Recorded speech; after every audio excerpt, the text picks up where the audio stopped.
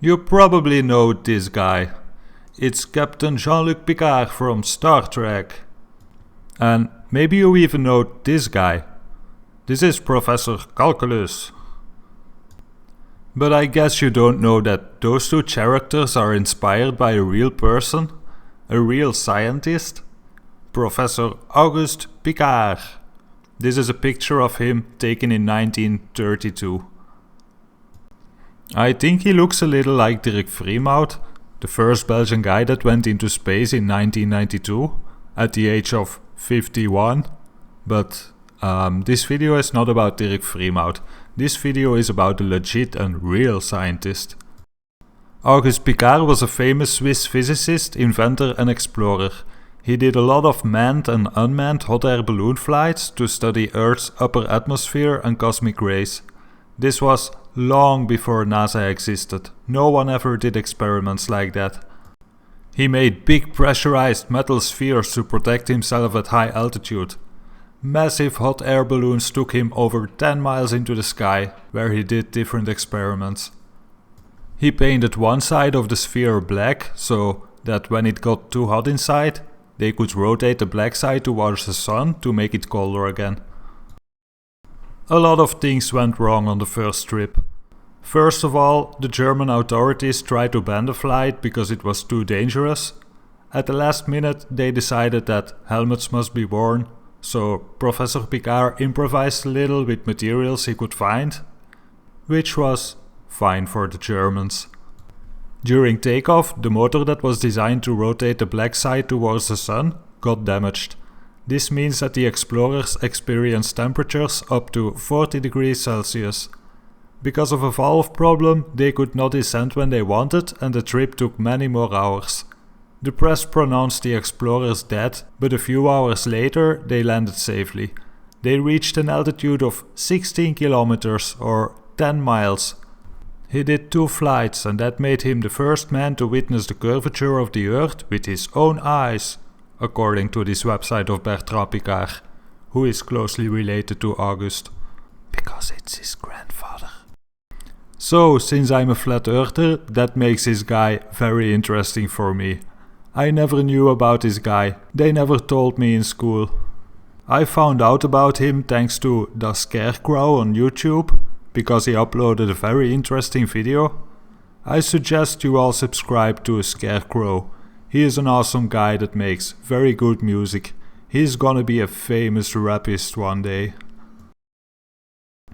After many different balloon flights, a few years later Professor Piccard started to build submarines to explore the depths of the oceans. Many others after him explored the atmosphere and also the ocean depths, including many members from his family, for example his son Jacques Piccard. This shows me that long before NASA even existed, people used to explore these extreme places. I find it strange that so many of these explorers and even NASA astronauts do missions at both high altitude and deep below the ocean's surface. There are a few video interviews online with Auguste Piccard, some with globes in the background, some without, but they are all in French and because my French is not that good, I can't understand some parts. But this proves to me that they had video cameras back then, so I wonder why there are no high altitude pictures from back then. For me it's hard to fully trust all of this information because some of the experiments, like the first balloon flight, was done in cooperation with the Belgian government. And most of you probably know that I don't trust governments. But still it's an interesting person to research and I hope some other people will look into him after this video. To finish this video, please watch this clip that discusses a TV commercial related to all of this. Here's where the world begins to mock us. The world knows. I can't believe that this commercial was made.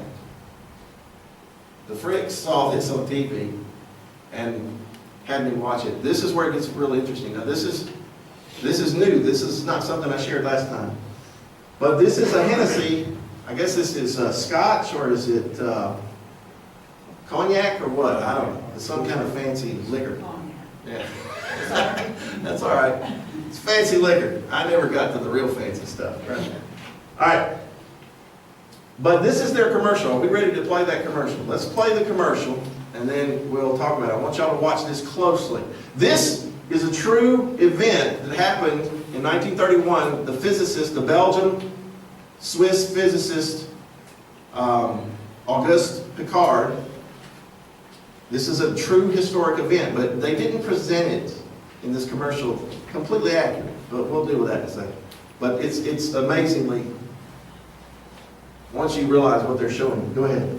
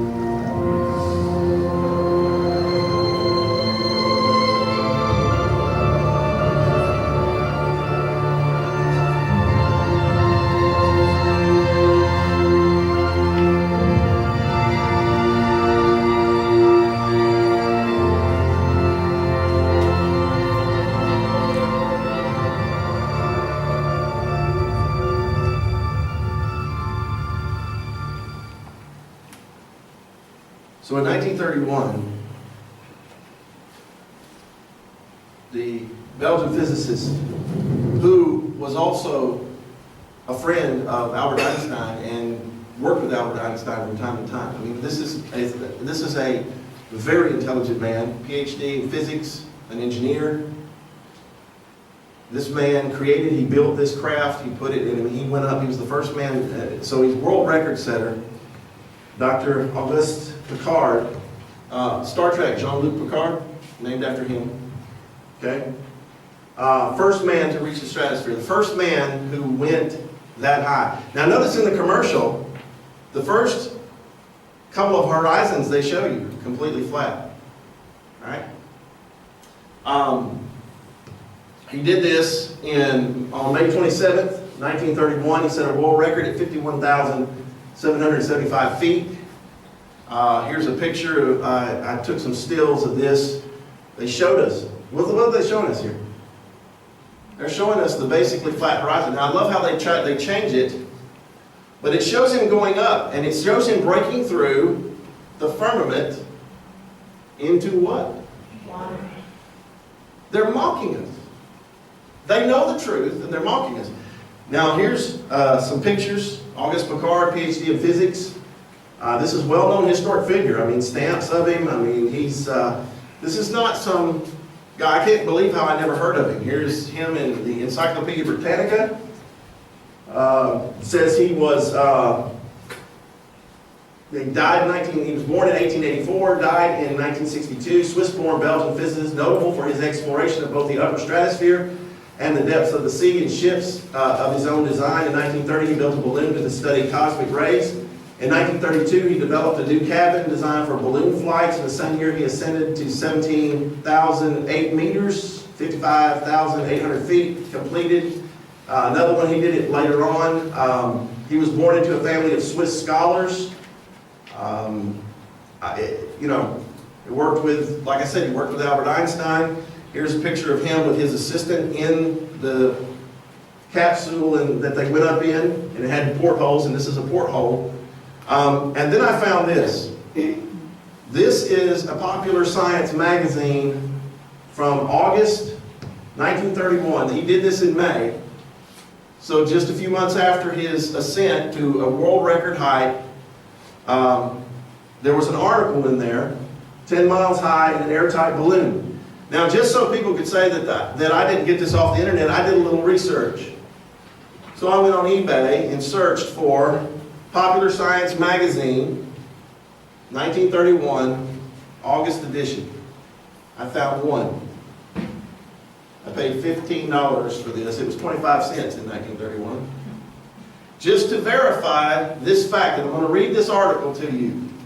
This is the testimony of a physicist, scientist, engineer, the first man to reach the stratosphere that height.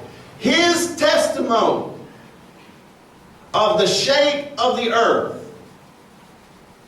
Can I read this to you? It's on page 23. This blew my mind, getting this. Just to verify. Is that the same article?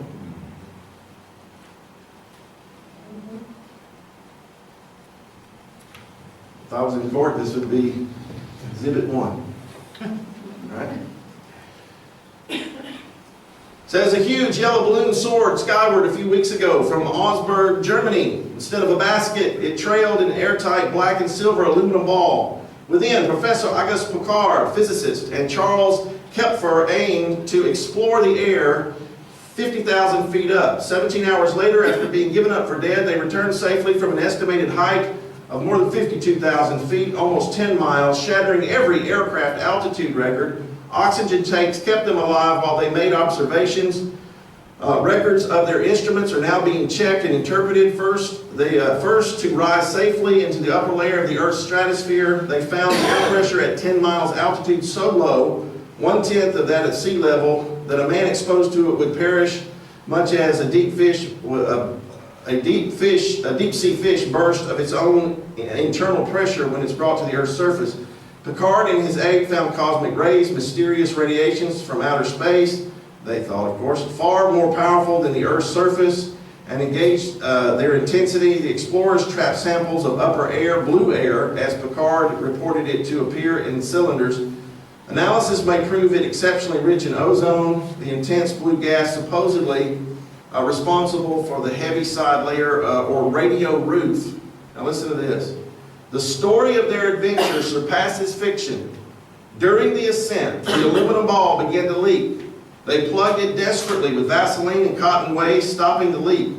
In the first half hour, the balloon shot up 9 miles through portholes. The observers saw the Earth through copper-colored, then bluish haze. Here's what he said. It seemed a flat disk with upturned edge. Now this is 1931, before NASA, before they decided they were going to lie to us, before they conspired worldwide to lie. Some people say that there are no scientists that are flat earthers. Well, guess what? He told you what he saw. What is this magazine?